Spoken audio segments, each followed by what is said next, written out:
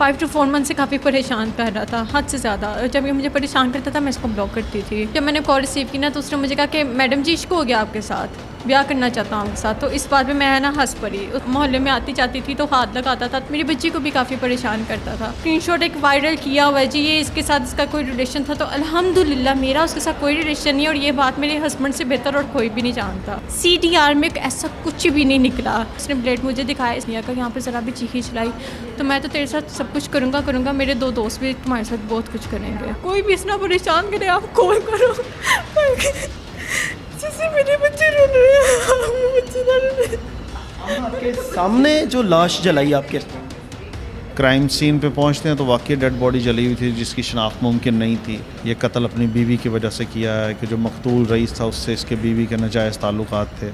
जी नाजरीन, मुलजिमा मेरे साथ मौजूद है, इनसे बात करेंगे, इनसे जानेंगे कि आखिर ऐसी क्या वजह बनी कि वो जो डिलीवरी बॉय था उसको आखिर मौत के घाट ही उतारना पड़ा और अपनी ज़िंदगी तो बर्बाद की, उसकी भी ज़िंदगी गई और बहुत से घर बर्बाद हुए, बहुत से जो बच्चे थे वो भी बर्बाद हुए। तो सब इस कहानी से यही सबक मिलता है कि सब कुछ सिर्फ बर्बाद हुआ, अच्छा कुछ नहीं हुआ। अस्सलाम वालेकुम। वालेकुम सलाम। क्या नाम है आपका? आमना। आमना, सब कुछ अच्छा चल रहा होगा, अच्छी लाइफ गुजर रही होगी, बच्चों के सर पे आपका साया भी मौजूद था, सब अच्छा था, क्या हुआ अचानक?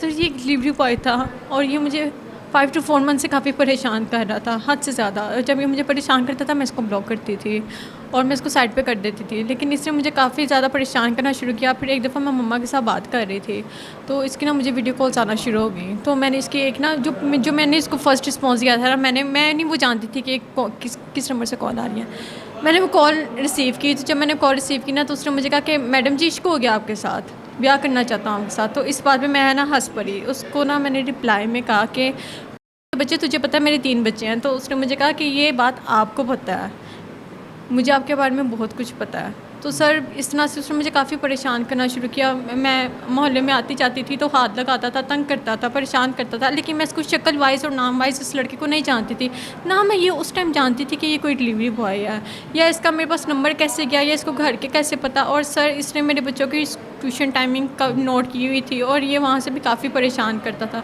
मेरी बच्ची को भी काफ़ी परेशान करता था। और फिर उसके बाद ये मेरे पीछे ऐसे पड़ा रहा, मैं इसको ब्लॉक करती थी, मैं बात ही नहीं करती थी। जो मैंने इसको रिस्पॉन्स नहीं दिया, इसने एक स्क्रीनशॉट दिया जो कि स्क्रीनशॉट इसने अपने फ्रेंड्स को सेंड किया था, अपने भाइयों को सेंड किया था और जो कि उन्होंने स्क्रीनशॉट एक वायरल किया हुआ है जी, ये इसके साथ इसका कोई रिलेशन था। तो अल्हम्दुलिल्लाह मेरा उसके साथ कोई रिलेशन नहीं है और ये बात मेरे हस्बैंड से बेहतर और कोई भी नहीं जानता। अच्छा, वो जो स्क्रीनशॉट था वो हमें भी ज़ाहिर आया था, आप बहुत ज़्यादा फ्रेंडली उससे बात करी थी, आपके चेहरे पे स्माइल थी और वो भी बड़ा फ्रेंडली, मतलब कि कम्युनिकेशन, एक अच्छी कम्युनिकेशन चल रही थी, ऐसा फील होता है वो स्क्रीनशॉट से। नहीं सर ऐसा कुछ भी नहीं था। वो फर्स्ट टाइम मेरी उसके साथ बात हुई थी और फर्स्ट टाइम मेरी उसके साथ ऐसी रिलैक्स सी बात हुई थी जैसे एक कोई आम ही बात हो, ऐसी बात हुई थी, कोई मेरा उसके साथ नहीं था। अच्छा आमना, उसको आपसे कैसे मोहब्बत हो गई और वो कैसे घर में दाखिल हुआ और उसने आपको क्या ट्रैप किया, मतलब आपको किस किस्म की ब्लैकमेलिंग कर रहा था, क्या कर रहा था वो इसी स्क्रीनशॉट की ब्लैकमेलिंग करता था और उसके साथ वो बताता होता था, कहता होता था कि मेरे साथ और भी 2 दोस्त हैं, वैसे मुझे बताता होता था। वो किसी अली भाई का नाम लेता होता था, किसी बिलाल का नाम लेता होता था। मैं इनको शक्ल वाइज नहीं जानती, मैं इसकी फैमिली को भी बिल्कुल नहीं जानती। जो आज मेरे पे इतनी बड़ी बड़ी तोहमतें लगा रही है कि हमारा बेटा तो गंदा है ही, तो चलो हम इसको भी गंदा करें। जो किसी की बेटियों को बेटी नहीं समझ रहे, जो किसी को ऐसा नहीं समझ रहे, जबकि CDR में ऐसा कुछ भी नहीं निकला। कई लोग मुझसे क्रॉस क्वेश्चन करते हैं कि आपके CDR में तो ऐसा निकला, ऐसा कोई CDR में मैं ऐसा अल्हम्दुलिल्लाह कुछ भी नहीं निकला। अगर ऐसा कुछ भी निकला था तो हम खुद कहते हैं कि हाँ हो गया, या ऐसा कुछ भी नहीं निकला। अच्छा सर, इन शॉर्टली ये हमारे घर में एंटर हुआ था, इसने मुझे कॉल की थी कि मैम आपका पार्सल आप नीचे काइंडली आकर रिसीव कर लें। मैं नीचे गई थी तो मैं अपना पार्सल रिसीव करने गई थी जब मैं अपना पार्सल रिसीव करने गई तो उसके बाद इसके पास एक ब्लेड था, वो इसने ब्लेड मुझे दिखाया। इसने कहा यहाँ पे चीखने चिल्लाने की कोई ज़रूरत नहीं है, अगर यहाँ पे ज़रा भी चीखी चिल्लाई तो मैं तो तेरे साथ सब कुछ करूँगा, मेरे 2 दोस्त भी तुम्हारे साथ बहुत कुछ करेंगे। और उसके बाद मैंने इसे कहा कि आप जाओ, मैंने कहा मैं आपको बाद में बुलाती हूँ, आप जाओ। मैंने कहा हो कौन? कहता मैं वही हूँ जिसको तुम रिप्लाई देना पसंद नहीं करती, जो तुम्हारे प्यार में पागल हुआ बैठा और तुम रिप्लाई नहीं देना पसंद करती है। अच्छा छोड़ो फरहान को, ये कोई बंदा है इसके साथ जिसके साथ तुम रह रही हो, इश्क हो गया तुम्हारे साथ, समझती नहीं बात को, मेरे साथ आओ। क्या हो गया सर? आप एक कॉमन सी बात है, मैं इसके साथ क्यों जाऊँ जिसको मैं जानती भी नहीं पहचानती? मैं अपना घर क्यों छोड़ूँ, मैं अपने बच्चे क्यों छोड़ूँ किसी भी आदमी के पीछे? रिश्ते में तो कभी भी इन्वॉल्व नहीं होना चाहिए। लेकिन मैं यहाँ पे मेरी मिस्टेक है कि मैं ये बात किसी के साथ शेयर नहीं कर पाई, जो मैं आज सोचती हूँ ना, आज मतलब ऐसे कूल डाउन होकर मैं रात को सोने से पहले सोचती थी ये बात कम से कम मुझे अपनी सास के साथ शेयर कर लेनी चाहिए थी, लेकिन मैं नहीं कर पाई। आप ऑनलाइन कंप्लेन कर देती हैं, आप ऑनलाइन 1787 पे आप कॉल करके आप मुतलका जो है वो पुलिस स्टेशन में या आप आईजी का डायरेक्ट सेल है वहाँ पे कॉल करती, या वो जिस कंपनी में काम कर रहा था आप ऑनलाइन उनके नंबर्स निकाल के वहाँ पे कॉल करती। आपने हमने कुछ क्यों नहीं किया? मैं नहीं जानती 1718 को, मुझे इतनी नई इन्फॉर्मेशन। आप उसकी जो कंपनी थी आप वहाँ पे कॉल करके उसकी कंप्लेन कर दी। मैंने अपने घर कंप्लेन नहीं की, मैंने कंपनी में करनी थी, ये करनी चाहिए थी। अगर आपको कोई भी इतना परेशान करे आप कॉल करो, जैसे मेरे बच्चे रो रहे हैं, बच्चे रो रहे हैं। अच्छा हमना मुझे एक बात बताओ कि कितने बच्चे हैं आपके? माशाल्लाह 3 बच्चे हैं। 3 बच्चे हैं। अब उनका क्या हाल होगा आपके बगैर? छोटी वाली उठ के ढूंढती है, 2.5 साल वाली। 3 बच्चे जब उनके सर पे माँ बाप ज़ाहिर है नहीं होंगे और वो कितना परेशान होंगे, इस टाइम घर में अकेले होंगे, जबकि माँ बाप दोनों का एक स्ट्रॉन्ग जो है वो साया, एक सतून उनके सर पे सलामत था, लेकिन एक गलती हुई और उसकी बिना पे बच्चे बेसहारा। उस लड़के ने मेरा बसा बसाया घर, उसने मुझसे वादा किया था कि मैडम जी मैं आपसे वादा करता हूँ आपका हाथ लाजमी फ़रहान मेरे हाथ में देगा, मैं आपको ऐसा अपने साथ बदनाम करूँगा, ऐसा अपने साथ बदनाम करूँगा कि खुद फ़रहान आपका हाथ मेरे हाथ में देगा, ऐसा मुझे कहता होता था। देखो आमना मेरी बहन मेरी बात सुनो, मुझे आपका भी एहसास है, जो इस दुनिया से चला गया मुझे उसका भी एहसास है, नहीं होना चाहिए था, लेकिन देखो इसका हल मौत तो नहीं था ना। एक्चुअली बिल्कुल नहीं था, लेकिन सर मर्डर मैंने नहीं किया। उसको कान से पकड़ के थाने आके मैंने नहीं किया, मैंने मर्डर नहीं किया। शोर को सोचना चाहिए था। एग्जैक्टली, लेकिन उनसे हो गया। बच्चों का आगे क्या फ्यूचर है आमना? इजी हो जाए आप, इजी हो जाए। अल्लाह पाक खैर करेगा। मुझे बच्चों का बताएं कि आगे बच्चों का क्या फ्यूचर है? मैं बिल्कुल नहीं जानती। बच्चे तो बेसहारा होंगे। एग्जैक्टली, सिर्फ एक मेरा घर नहीं टूटा, हमारा पूरा का पूरा ख़ानदान बिखर गया है, पीछे से पूरा का पूरा ख़ानदान बिखर गया। उसकी जो मरने वाला लड़का था रईस, उसका नाम था रईस की वालदा जो है वो उसकी शेरवानी, उसका वो जो सर पे पहनने वाला था वो बेड पे रख के रो के सबको बता रही है कि मेरा बेटा, उसका तो नया निकाह हुआ था आई थिंक या होने वाला था, तो उजड़ गया सब कुछ। तो उसने मेरा घर नहीं उजाड़ा, उनके घर वालों को मैं नहीं नज़र आ रही है, उसने मेरा। और उसको किसने कहा था कि घर आए? क्यों नहीं कल से काम लेते लड़कों, तुम क्यों किसी के घर जाते हो? उसको किसने कहा था कि घर जाए, किसी के घर जाए? हमने तो उसे बाहर नहीं ना बुला के मारा या कोई जमा नहीं किए लड़के या ऐसा कुछ नहीं किया। वो क्यों किसी के घर घुस रहा था? उसको खुद को अक्ल नहीं थी, वो तो खुद तो चला गया। और उसकी तो कोई फैमिली नहीं, मेरी तो प्रॉपर फैमिली है। आपके सामने जो लाश जलाई आपके, तब क्या फीलिंग्स थी? मेरे पैरों के नीचे से ज़मीन निकल गई। मैं कहा खुदा के बंदे ये क्या है, ये सब कुछ क्या है? और मेरे हस्बैंड बोल नहीं रहे थे और उन्होंने ना रोते हुए मुझे कहा कि मुझसे गलती हो गया है। मैंने कहा ये बंदा है कौन? उन्होंने कहा कि ये वही है जो तुम्हें तंग कर रहा था। तब तक भी मुझे उसका नाम ठीक से नहीं पता था। और कुछ कहना चाहेंगी हमना? क्या कहना चाहेंगी?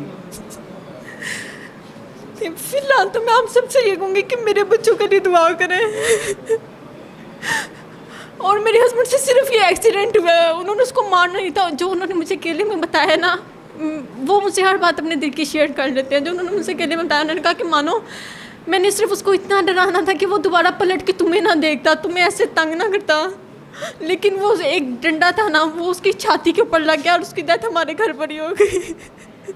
जी नाज़रीन, इन्वेस्टिगेशन इंचार्ज राना सुहेल साहब हमारे साथ मौजूद हैं। इनसे जानेंगे कि ये किस नौयत का केस था और ये जो बर्बरियत की गई है उस लड़के का, क्या वाकई में कोई कसूर था या वो बेकसूरी बेचारा मारा गया? अस्सलाम वालेकुम सर। वालेकुम सलाम। सबसे पहले तो ये कि 24 अगस्त सुबह 7:30 बजे हमें केस रिपोर्ट होता है, 15 पे कॉल मसूल होती है और उस पे हमें कॉलर ये बताता है कि एक जली हुई लाश है और जिसकी शनाख्त करना मुश्किल है। फौरी तौर पे मैं और मेरी टीम रिस्पॉन्ड करते हैं मौके पे, क्राइम सीन पे पहुंचते हैं तो वाकई डेड बॉडी जली हुई थी जिसकी शनाख्त मुमकिन नहीं थी और उसमें फिर हम PFSA क्राइम सीन यूनिट को मौके पे कॉल करते हैं, सीनियर ऑफिसर्स को ऑन बोर्ड लेते हैं। क्राइम सीन यूनिट और PFSA लीगल फॉर्मेलिटीज़ पूरी करते हैं, एविडेंस कलेक्ट करते हैं, फ़ोटोग्राफी करते हैं और उसके बाद जो है डेड बॉडी को अपनी कस्टडी में लेके हॉस्पिटल शिफ्ट कर देते हैं। अब जो अगला काम था वो ये था कि चूँकि डेड बॉडी अनआइडेंटिफाई है, उसको आइडेंटिफाई किया जाए तो उसकी पिक्चर्स और वीडियोस पुलिस के डिफरेंट ग्रुप्स में शेयर की जाती हैं। इश्तिहार शोरो गोगा जो हमारा एक तरीक़ाकार है वो किया जाता है। नियर बाय जो डिस्ट्रिक्ट्स हैं वहाँ इतला दी जाती है। Very next day Faisal town police station से हमें इतला मिलती है कल से एक लड़का यहाँ से मिसिंग है, तो उनके वारसान से हम रब्ता करते हैं, उन्हें हॉस्पिटल लेके जाते हैं। डेड हाउस में वो डेड बॉडी की शनाख्त कर लेते हैं कि हमारा बेटा है, तो उसका नाम और उसकी फिर नेचर ऑफ जॉब का पता चलता है। वो एक डिलीवरी बॉय होता है, उसका सेल नंबर लिया जाता है, उससे डिटेल्स लेते हैं, लास्ट डे उसकी लोकेशंस, फ्रीक्वेंट नंबर्स, जो लास्ट कॉलर्स थे, वहीं से एक सुपर सस्पेक्ट नंबर मिलता है। उस घर में हम फिर रेड करते हैं, बंदे को इंटेरोगेट करते हैं, जिससे बहुत सारे इंकशाफात सामने आते हैं। उससे पता चलता है कि इसने ये कत्ल अपनी बीवी की वजह से किया है, कि जो मकतूल रईस था उससे इसके बीवी के नाजायज़ ताल्लुकात थे। इसमें एक और बात लास्ट आपसे क्वेश्चन करता हूँ, वो जो मैडम है, जो मैडम आमना है, वो जो मुलजिम है, वो इसमें से मतलब बिल्कुल शफाफ तरीके से अपने आप को आउट कर रही है कि मुझे कुछ पता भी नहीं था, मेरे कोई ताल्लुकात नहीं थे, वो सिर्फ एक ब्लैक मेलर था, उस ब्लैक मेलिंग के तहत मेरे शोहर ने उसको मौत की घाट उतारा। देखें, चूँकि तफ्तीश अभी इन प्रोसेस है, बहुत सारे एविडेंस है हमारे पास जो इस स्टेज पे हम आपके साथ शेयर नहीं कर सकते, लेकिन उन्हीं इंफॉर्मेशंस, उन्हीं एविडेंस की बिना पे मैं आपसे एक बात शेयर करता हूँ कि इसमें मकतूल रईस और फरहान मुलज़म की बीवी आमना, इनके 5-6 महीने से आपस में बातचीत हो रही थी, रिलेशनशिप था, और उसमें हमारे पास ऐसी तस्वीरें और वीडियो मौजूद हैं जिसमें वीडियो चैट कर रहे हैं, वीडियो कॉल कर रहे हैं और चैटिंग, और वो कोई ज़बरदस्ती नहीं करवाया जा रहा। वो एक बड़े कंफर्टेबल टाइम में, कंफर्टेबल जोन में सारा कुछ हो रहा है, और उसमें कोई दूसरी राय नहीं कि इनका रिलेशनशिप था, और कोई ज़बरदस्ती वाली बात बिल्कुल भी नहीं थी। अच्छा सर, इस तरह के वाक़यात से बचने के लिए क्या होना चाहिए? क्योंकि आजकल इस तरह के वाक़यात आम है। एक जो औरत है, उसके बच्चे भी हैं, उसका हस्बैंड भी है, लेकिन उसका रिलेशन किसी थर्ड मैन के साथ होता है, और इस तरह के वाक़यात रूनुमा होते हैं। देखें जी, इसमें तो देखें हर एक घर का अपना माहौल होता है। उसमें ये है कि ये मुलज़मा का ही ये बयान है, स्टेटमेंट है उसकी, कि जो है मेरा हस्बैंड जो है वो मेरे साथ उसका बिहेवियर गलत था, एग्रेसिव था। पिछले साल डेढ़ पहले जो है इसने मेरे नाक की हड्डी तोड़ दी थी, इस हद तक ये मेरे से, और मुझे मेरे घर वालों से मिलने भी नहीं था देता। तो जब ये एक एग्रेसिव एटीट्यूड होगा ख़ामद का अपनी बीवी के तरफ, तो अल्टीमेटली बीवी कोई दूसरी जगह भी तलाश करने की कोशिश करती है। तो इसमें मियाँ बीवी का रिलेशन जो है वो एक बड़ा मजबूत रिलेशनशिप होना चाहिए, और उसमें दोनों बड़े कंफर्टेबल जोन में हों, कोई किसी से ज़बरदस्ती वाली बात नहीं होती, उसमें म्यूचुअल अंडरस्टैंडिंग होती है। जब म्यूचुअल अंडरस्टैंडिंग नहीं होगी तो फिर relationship with the passage of time ख़राब होना शुरू हो जाएगा। यहीं भी ऐसा ही हुआ है। नाज़रीन, ये सारी बात थी जिसमें आपने सारी हकीकत जाना। नाज़रीन, सबसे बड़ी बात जो इस इबरतनाक वाक़ये से आपको इबरत हासिल करनी चाहिए वो ये हम सबको, कि जो एक हलाल रिश्ता है, जो एक मियाँ बीवी का बड़ा पकीज़ा रिश्ता है, एक दूसरे का लिबास होते हैं, तो अपने आप में एक ऐसी अंडरस्टैंडिंग पैदा करें कि जो वाइफ एंड हस्बैंड का रिलेशन है, इसमें एक ऐसी अंडरस्टैंडिंग होनी चाहिए, हर बात शेयर करें और प्यार मोहब्बत से रहें। क्योंकि जब ये एग्रेसिव एटीट्यूड बीच में आएगा, गालम गलोच होगी, लड़ाइयाँ होंगी, तो फिर पक्की बात है किसी थर्ड मैन की एंट्री ज़रूर होगी, और उसके बाद इस तरह के वाक़यात रूनुमा होंगे। नाज़रीन, अपने मेज़बान को दीजिए इजाज़त, आपसे मुलाकात होगी अगले प्रोग्राम में। अल्लाह निगहबान।